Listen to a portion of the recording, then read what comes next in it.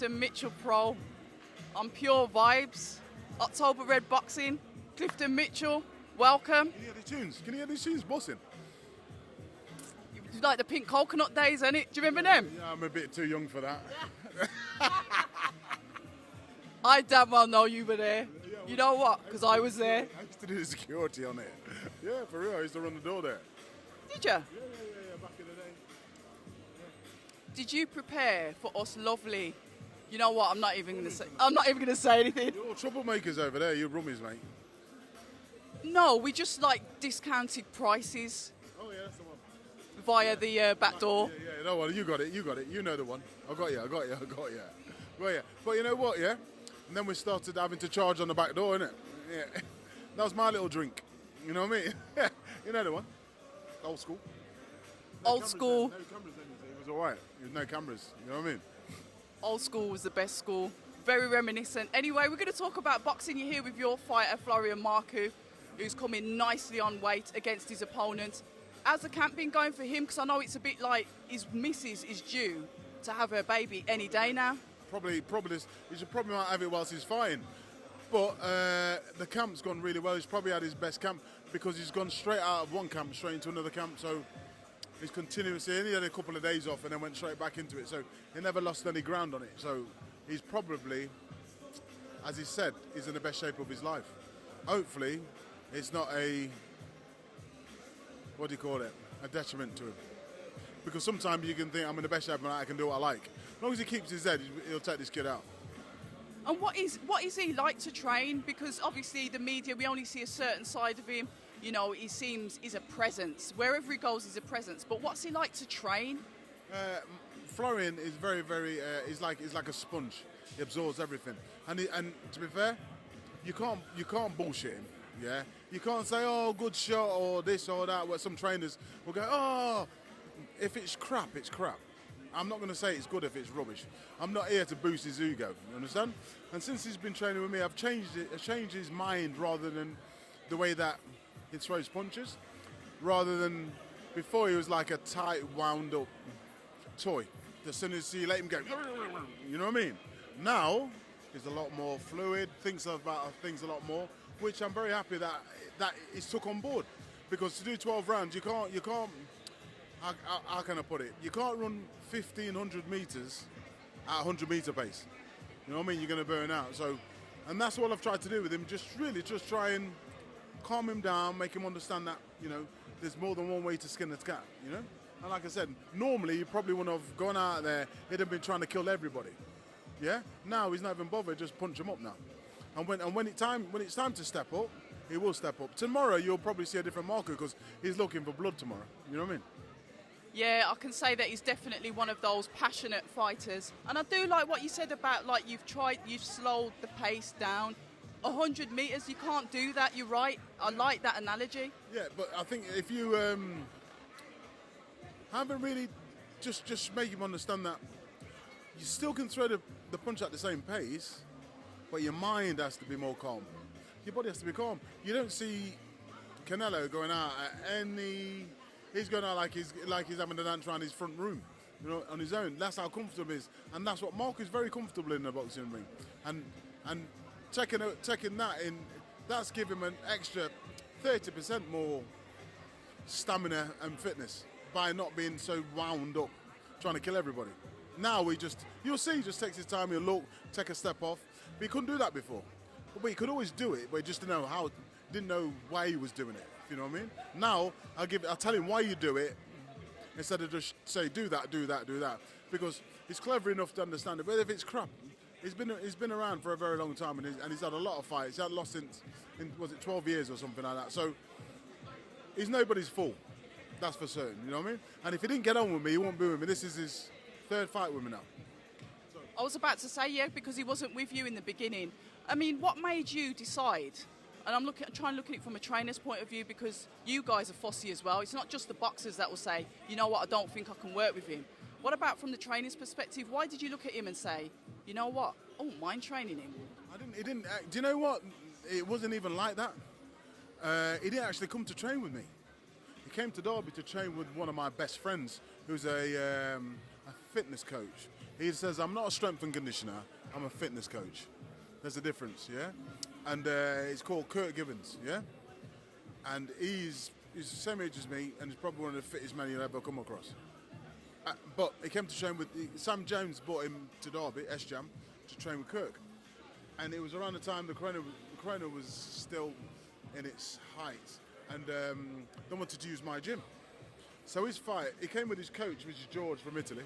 No, Greece, sorry. And he came with him, and but the fight got put back, so George went back. And I did a little bit of work with him, he liked it, so I carried on. That's how the relationship come on. How can I put Marku? Marku is very, very, he's not complex, he's very, very easy, to be fair. He's very, very easy to train, and he's driven. I don't have to say to him, have you done this or you done that? I said, Mark, don't do any more. More like that than, no, he trains like, listen, and what he does with Kirk, it gives, honestly, you'll have to come across and see one of them sessions. Unbelievable. Because I've trained with Kirk myself when I was fighting, so I know what he brings to the table. And he doesn't just train boxers, he trains motorbike riders, he trains everybody. And then motorbike riders, as fit as Marku, he's trying to keep up with them. And they're not even getting punched, and they're fit as fiddle. But to ride a motorbike, you have to be that fit as well. So I think when boxers go and train with the motorbikers, riders, and they realise that, how come these kids are fitter than me? They're not getting punched.